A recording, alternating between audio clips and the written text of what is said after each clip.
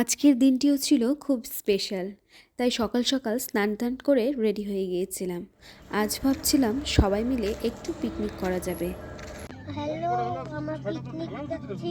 এত কষ্টে কষ্টে জোরে বলতে এত কষ্টে। হ্যালো বন্ধুরা, আমরা পিকনিকে যাচ্ছি। আমার ভাস্তাও দেখো তোমাদের বলেও দিয়েছে আমরা পিকনিকে যাচ্ছি।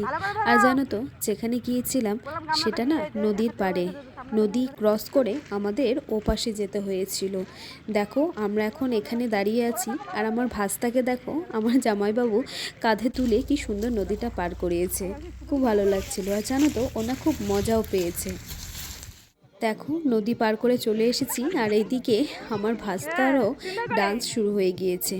দিনটি আজও কেন স্পেশাল চলো দেখতে পাবে, খুব তাড়াতাড়ি তোমরা দেখতে পাবে এই ভিডিওটা দেখতে থাকো। আর আমার ভাস্তা জানো তো ওনা নাচতে খুব ভালোবাসে। সবাই মিলে বসে খুব সুন্দর গল্প করছিলাম, জানো তো মনটাও খুব ভালো লাগছিল। আর দিনটি কেন স্পেশাল তোমরাই শোনো। আমি জন্মদিনে আমি পিকনিক করতে আসছি।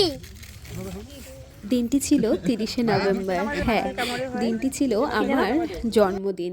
তাই ভাবলাম হাজব্যান্ডের বার্থডেতে দুজন মিলে ঘুরতে বেরিয়েছিলাম। আসলে আমাদের দুজনেই বার্থডে খুব কাছাকাছি।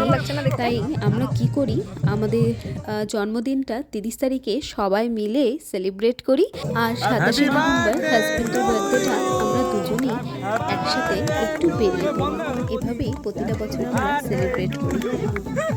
भारत माता की जय, भारत माता की जय, वंदे मातरम। Happy birthday to you. এই দিন ভাবলাম ছোট করে একটা পিকনিকই করা যাক। তাই আমার কিছু ভাইরা ছিল, আমার দাদা দিদি জামাইবাবু, আমরা সবাই মিলে আমাদের এখানেই চেঙ্গা বলে একটা নদী রয়েছে তার পাশে আমরা চলে গিয়েছিলাম একটু পিকনিক করতে। একটু ভয় পাচ্ছিলাম কারণ নদীটা ক্রস করে যেতে হবে ও পাশে, তাই ভয় লাগছিল আদৌ পারবো কি না। কিন্তু যাই হোক, জানো তো যখন নদীটা পার করলাম খুব দারুণ লাগছিল, খুব মজাও হচ্ছিল, একটা অ্যাডভেঞ্চারও বলতে পারো। এইভাবে নদী ক্রস করে পিকনিক করার মজাই আলাদা, তাই না বলো? তোমরাও কি কখনো এইভাবে নদী পার হয়ে গিয়ে পিকনিক স্পটে গিয়েছো? অবশ্যই আমাকে কমেন্টে জানিও। আর এই দেখো বার্থডের কেক অলরেডি কেটে নিয়েছিলাম। কেটে নেওয়ার পর সবাইকে ডিস্ট্রিবিউটও করা হয়ে গিয়েছিল। জানো তো পিকনিক হলে না আমার ভাস্তা মনে হয় সব থেকে বেশি আনন্দ করে। পুরো পিকনিকে ও নাচানাচি করে গেল। আর জানো তো আমার জন্মদিনেও না ও ফানুস এনেছিল। এখানেও বেশ কয়েকটা ফানুস বানানো হয়েছিল। আর আমার জামাইবাবুকে দেখো কত কাজ করছে। আর কিছু বলো? Master chef. তো মেনুটা খুবই সাধারণ ছিল, কিন্তু সবাই মিলে এইভাবে যে দিনটি আনন্দের সাথে কাটাবো ভাবতেই পারিনি। জানো তো খুব মজা লাগছিল। পিকনিক এসো। পিকনিক হ্যাঁ, অনেকেই হয়তো ভাববে আমার ভাস্তা আমাকে মাম্মি বলছে। আসলে জানো তো ও না আমাকে মাম্মি বলেই ডাকে আর ওর মাকে মা বলে ডাকে। তাই অনেকেই কনফিউজড হয়ে যায়। আসলে রাস্তাঘাটেও অনেকে জিজ্ঞেস করে। এই দেখো পিকনিকে সবাই বসে পড়েছি এবার খাওয়া দাওয়া করতে। একদম শেষের দিকে চলে এসেছিলাম।